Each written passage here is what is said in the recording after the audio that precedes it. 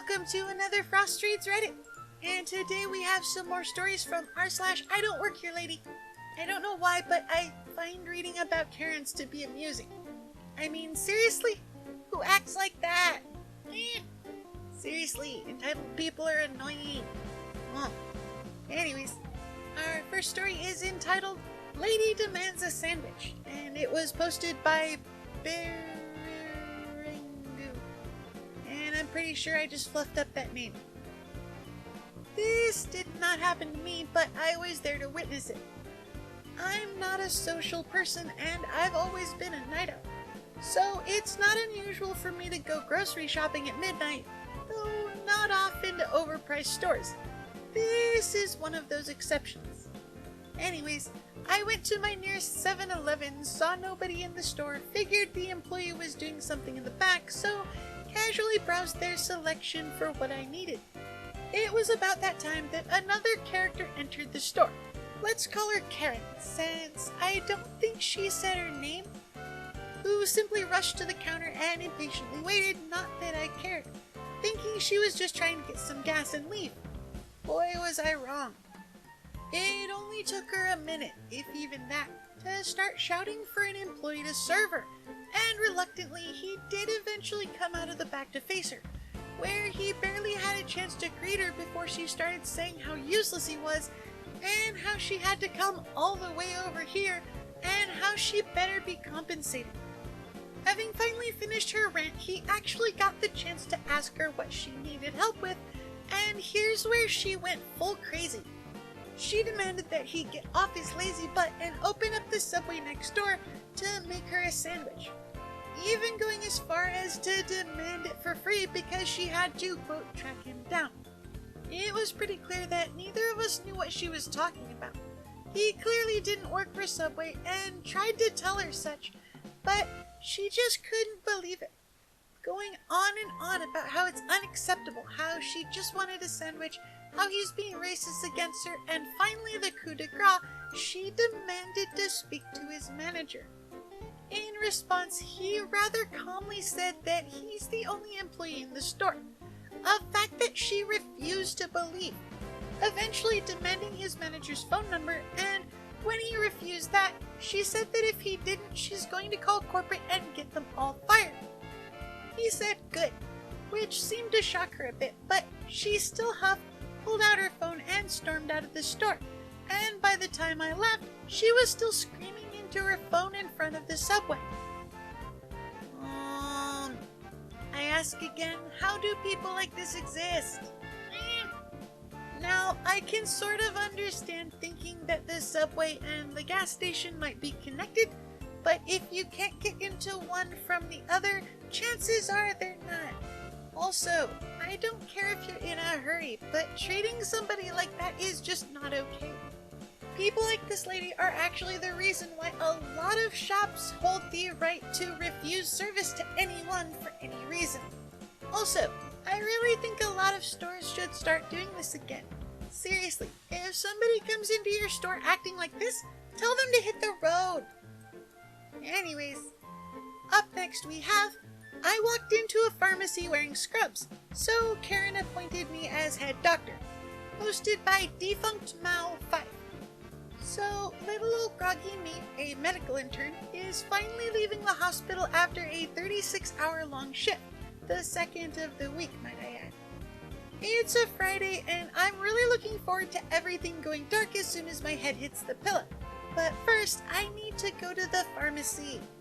In my country, some pharmacies have a small lab adjacent where COVID tests can be taken, and a few lab technicians, chemists, and general practitioners may be found to do certain procedures, run certain tests, and make common diagnoses. Here's the thing. They are all wearing the full one-piece white hooded suit and protective gear you have all seen so much, and I'm wearing surgical scrubs. So, in enters a very sleep-deprived little old me to the pharmacy, who immediately goes on to examine the toothpastes and the brushes. After a little while, I hear her throat being cleared, so I say, oh, my bad, and scoot over closer to the shelves to let the person walk by. Wrong answer. The person replies, "No, I need you to take a look at me. The line to the appointments area is too long." Confused, I turn and see an all too familiar looking, curly, bleached, shoulder-length haircut, blue eyelid makeup that looks more like 2 slapped-in post-it notes than anything else, eye-searing lipstick, and pink, glistening claws to go along with a predatory cat pattern top. Oh no. "Oh, I don't work here," I reply, knowing it won't do. "I work in a hospital," I say, hoping it's enough justification for Karen to understand why I'm dressed the way I am. She, of course, dismisses my claim and says I must work here as I am, quote, "uniformed and stacking shelves." Yikes, the Karen's logic. I simply reply, "No, but I'm sure an employee will be happy to help you." Karen replies with, "You are a health worker, why don't you help me?" Now, as an intern, I don't even have my degree yet. I can't and shouldn't do much, even if I wanted to, and I simply reply with, "I'm not on duty and I don't." Then she interrupts with, Hey, I paid for my ticket just like everyone else. You will see me." So I told her, again, I don't work here and I have no obligation to do random consults on the wild whenever you please, lady.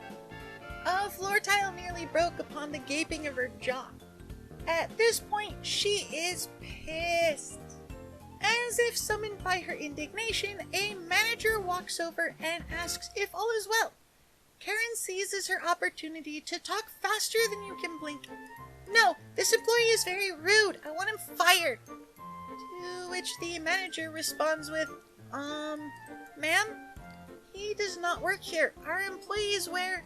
Then the Karen cuts him off, freaking out with, "He works here. Stop trying to cover for him. You need to fire him now. His behavior is unacceptable. He refuses to help me."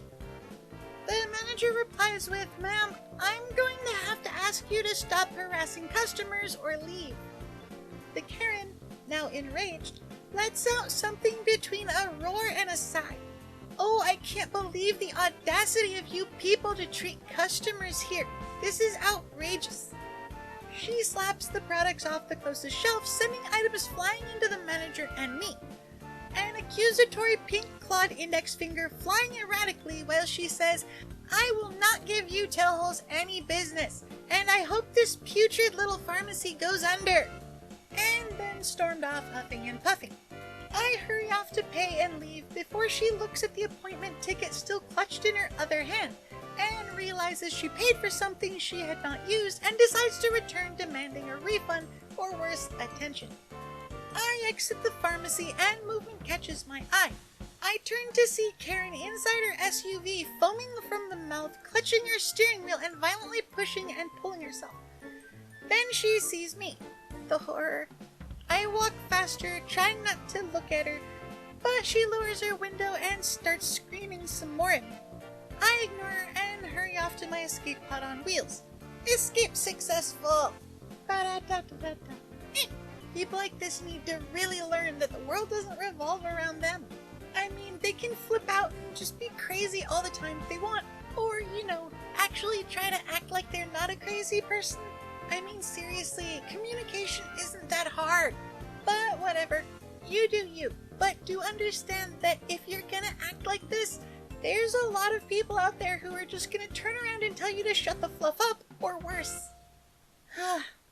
Anyways, that's it for this one, everybody. I hope you enjoyed the stories, and if you want to tell me what you think about them, feel free to leave a comment down below. I love reading your guys' comments.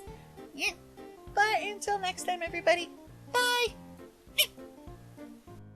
Oh yeah, I want to show our patrons some love too because they're awesome.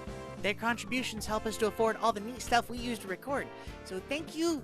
And if you want to become a patron too, you can click the link down in the description. You'd really be helping the channel out, and you'd get a couple nifty goodies too.